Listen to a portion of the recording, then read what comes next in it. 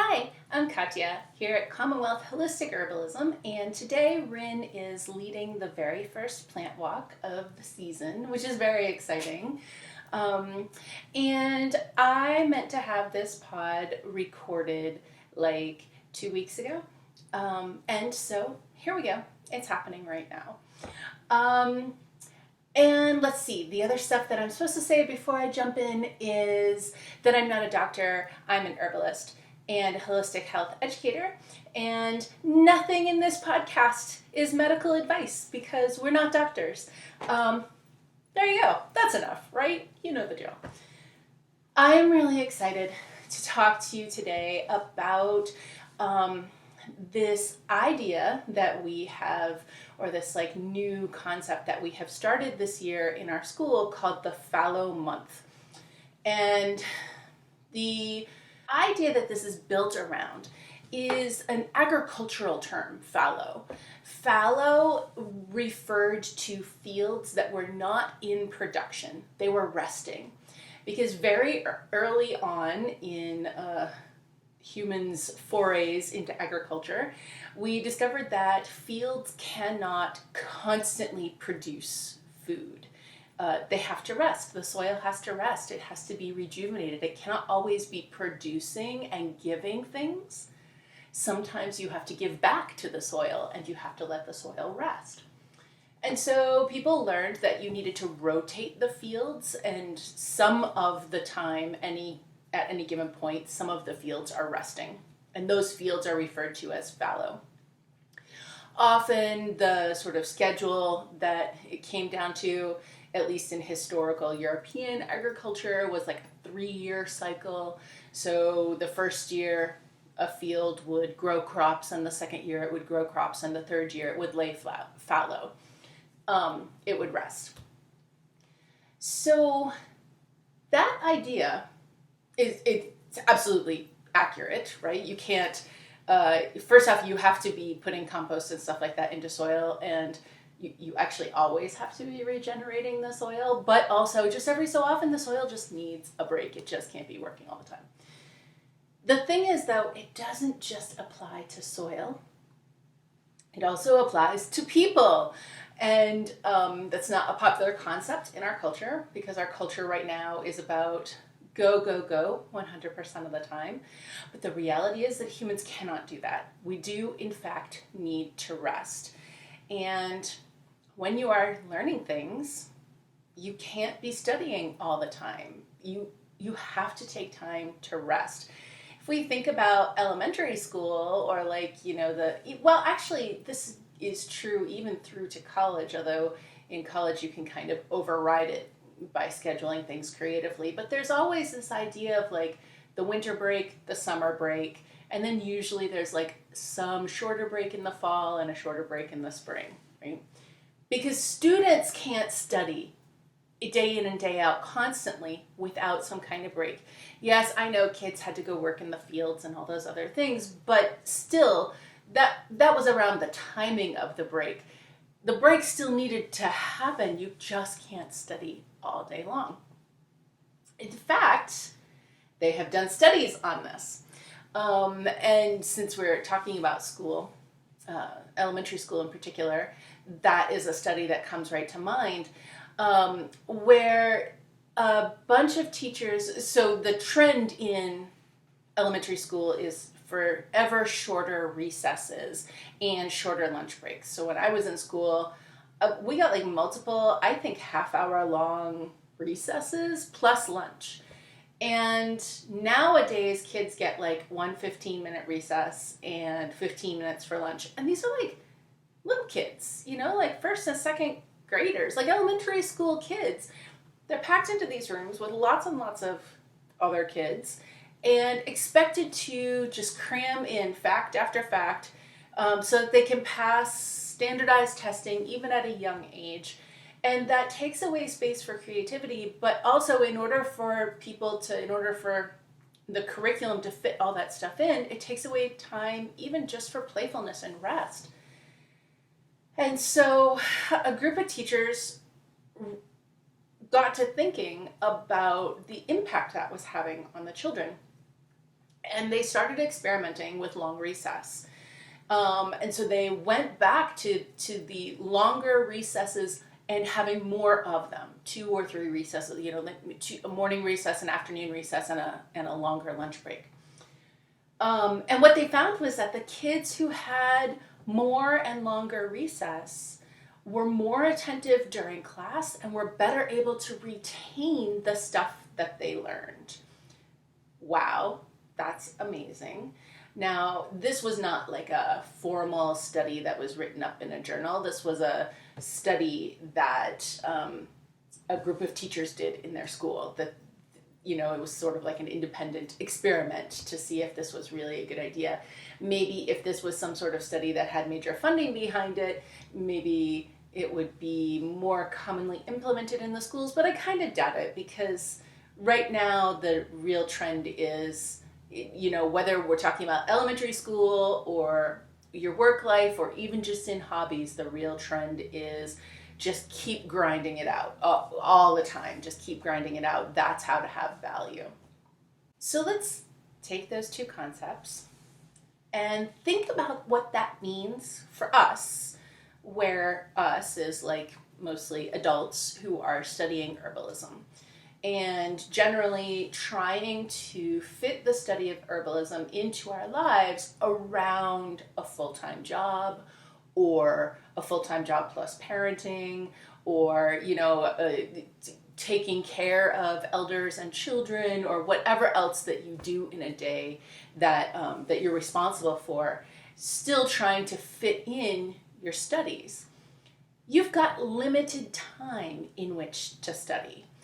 And so the kind of impetus is to feel like you have to use every bit of that time to study, cram in more facts about more herbs, and just shove it all in there. But your brain needs a little bit of time to macerate.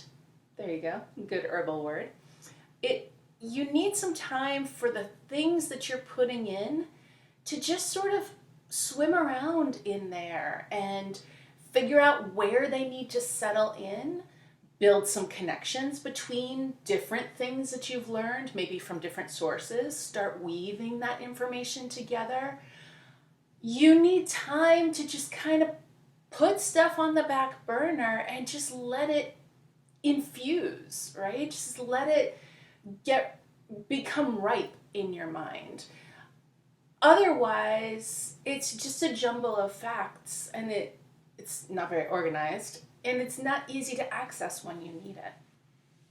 So that, plus the reality of burnout, that you just can't push all of the time, and especially if you are a person who wants to be an herbalist professionally, like a person who cares for others with herbs professionally, or even just at the community level. Maybe you're not doing it as a job, but maybe you still are performing that function in your community.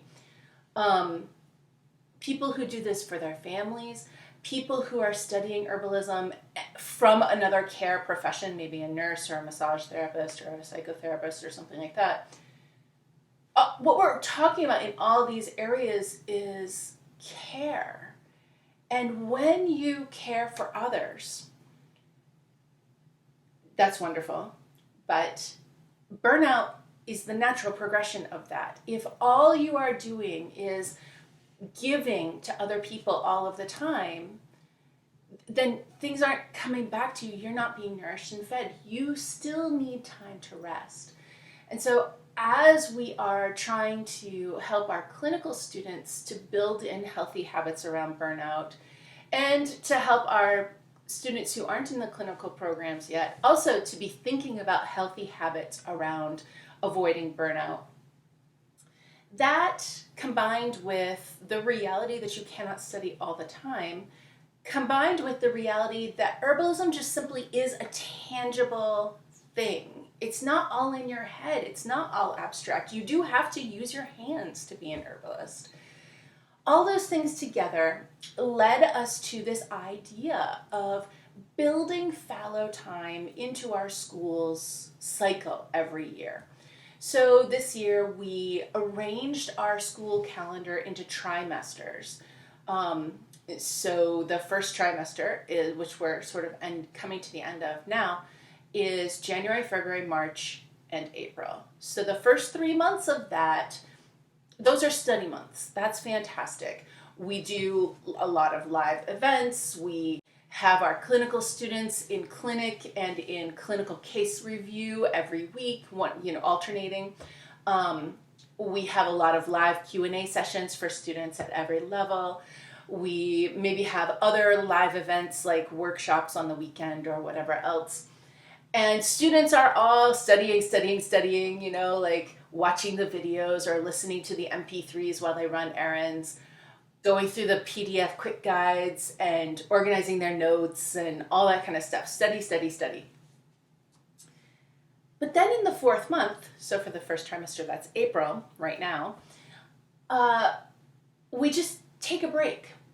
Everybody has a finite amount of time. And if you are always studying, there's no time for you to try making tinctures and salves and new tea blends. There's no time for you to test out what you've learned by building protocols and experimenting with them on, with yourself, your own body, or experimenting with your friends to see how that works for you. There are so many active parts of herbalism that we have to make space and make time for those.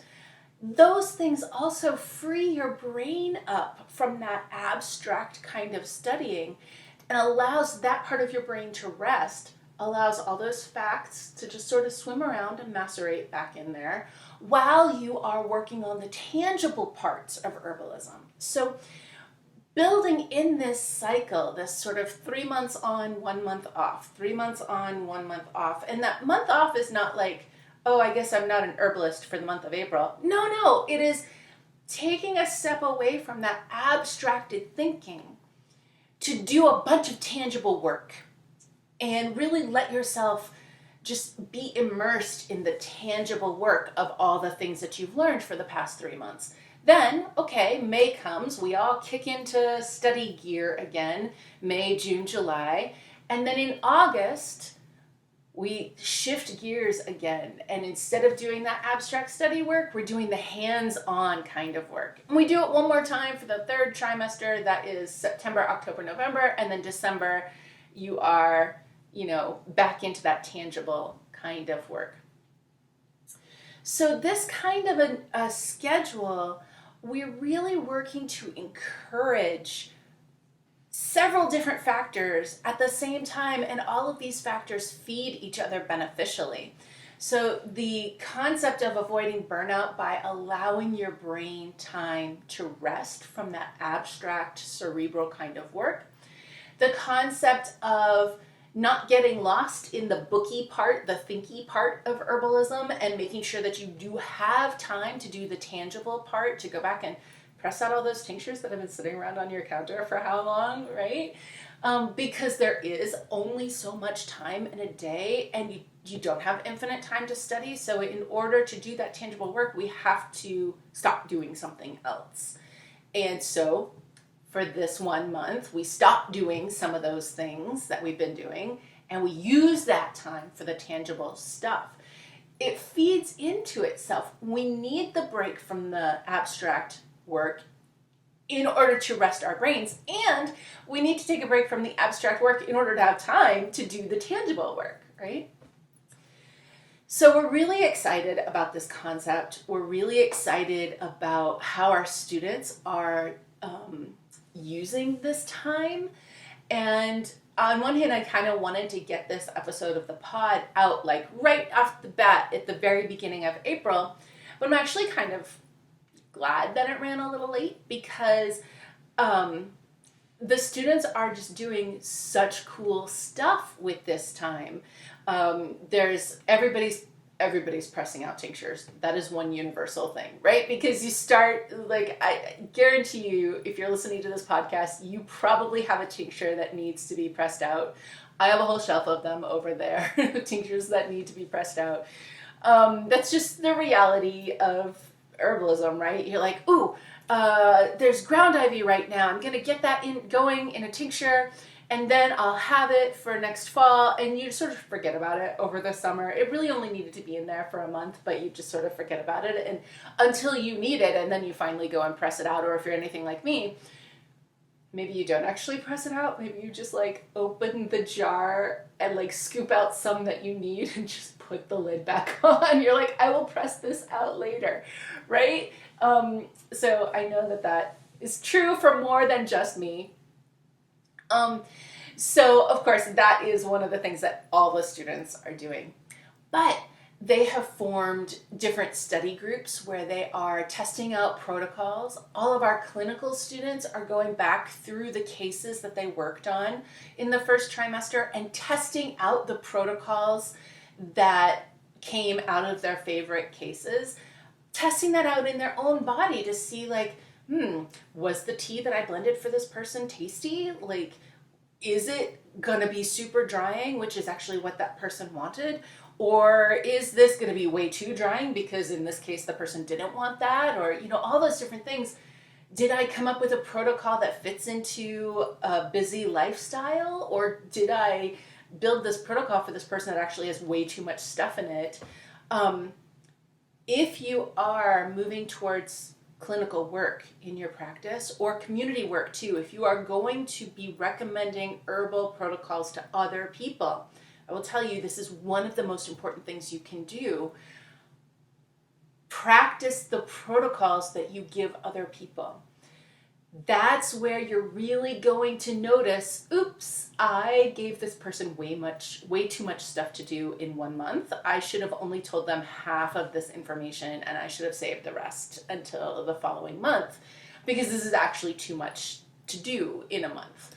Or, oops, I blended this tea for this person and I thought it was going to be really tasty and is really not tasty. And I should maybe check in with that person and see if they are enjoying this tea or if they would like me to reblend it a little bit differently, you know, whatever. And you don't have to have a fallow month schedule built for yourself to do this. If you are working with other people, you know, just do it all the time. Do it constantly. Every time that you make suggestions to people, try it out for yourself, even if it's just for a few days, just to make sure, was that a good protocol? You may not be experiencing the same sorts of things that that person is experiencing, but it still does give you a chance to see kind of like what you have given them, how that feels in your body. Does that match up with how you want that person to be feeling in their body and how they would like to be feeling in their body, that kind of stuff. So the clinical students are working on that a lot. There's an herbal swap getting organized. So kind of the same concept as a cookie swap that lots of people do around Christmas and the winter holidays, but an herbal swap where everybody is looking at the tinctures they've got and the salve and the this and the that, and maybe there's something that you got really excited about making, and maybe you made 2 quarts of a particular tincture and you realize like, I'm not going to use 2 quarts of this tincture. I'm going to use like 4 ounces of this tincture, and then by then I should make fresh. So that's the perfect thing when you realize that you have come when you come into your apothecary and realize like, oh, I have way too much of something, the best thing to do with that is share it with other people. So I'm very excited about a swap that's going to give all the students who are participating in it the chance to try things that other people have made, the chance to try things that maybe they wouldn't have made for themselves, or maybe that plant doesn't grow around them or whatever else. It just maybe is a plant that they haven't thought of working with yet. So that's going to be really exciting. Another thing that I think is a really cool idea is starting community apothecaries. So some students live in areas where there are several herbalists and several student herbalists. Some of our students are even in study groups themselves. We give discounts for study buddy groups where a group of 2 or 3 or 7 or however many people decide they're going to work on a course or a program together. Then if everybody enrolls at the same time, we make a special coupon for everybody so that everybody gets discounts on what they've done, so that because they're working as a group. So in all these different kinds of situations, students are working on community apothecaries so that they can kind of combine their resources, especially when they have extra of something, combine their resources so that the whole community can benefit from that. If somebody needs something, if suddenly there is, everybody gets the same cold or the flu is going around or whatever, then they know there's a community stash of resources that everybody can turn to. So that's a really cool idea.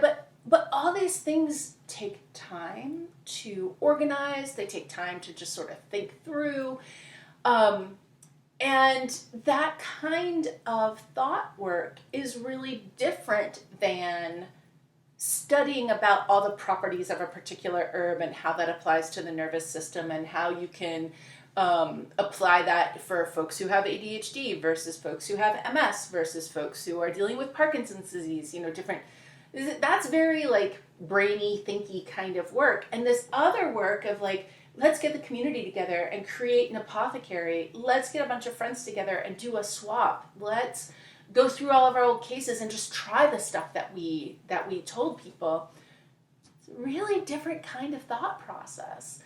So I'm really excited about how this is playing out in our school. And I wanted to share the idea with you because even if you are not enrolled in our herb school, which if you're not, think about it, it's a pretty cool school. Even if you're not enrolled in our herb school, or even if you're not even a student anymore, whatever, is it even possible to not be a student anymore when you're an herbalist? I think you're actually always a student. Think about how you can schedule your herb time to allow yourself this kind of a cycle where you switch up the types of work that you're doing, the types of learning that you're doing, giving yourself time to do the thinky kind of study, and then also giving yourself time to do the hands-on kind of study. That way you are not having to try to like split your time and always feel like you don't have enough time to focus on things. And that's when you end up with tinctures that need to be pressed out months and months and months later.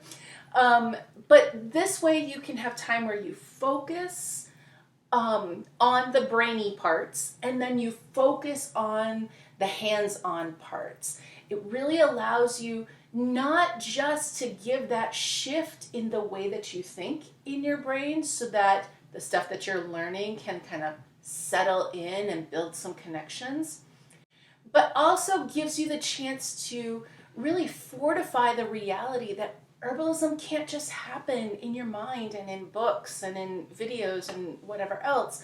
It has to happen in your real tangible life, in your real kitchen, in your real buckets of dirt on your porch, wherever. It's not enough to just learn all the facts, but you have to try the stuff out because every body is different. And so even if you learn that hops is a very strong sedative and will help almost anybody go to sleep, you have to try that yourself because it does not work for me. Hops does not settle me at all. It's extremely agitating for me, which makes a lot of sense because I have a very strong anaphylactic allergy to cannabis and they are in the same family. So it's not super surprising that, oh wait, that kind of makes sense that I would be really agitated by hops. But I didn't think about it ahead of time. I didn't realize that until I experienced it. And I was like, what is going on? Why am I having this like backwards reaction to this plant that should be putting me to sleep? Oh, I bet it's because it's a relative of cannabis, right? So all of these kinds of things are things that you can never get every detail in a book. You can never get every detail in a class because there are just too many bodies in the world and every single one of them is different. Every single one of them reacts a little bit differently.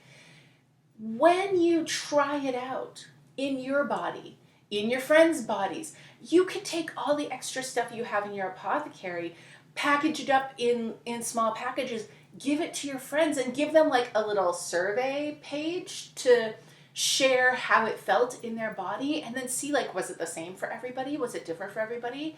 Can you draw conclusions about the energetics of each group of people and how they responded? All that kind of work is not optional. It's not like, that would be a cool idea, but I don't have time because I have to keep studying. That is the actual work. That's the far more important work. Okay, you have to do the brainy parts to just get it in there so that you know what you're looking for.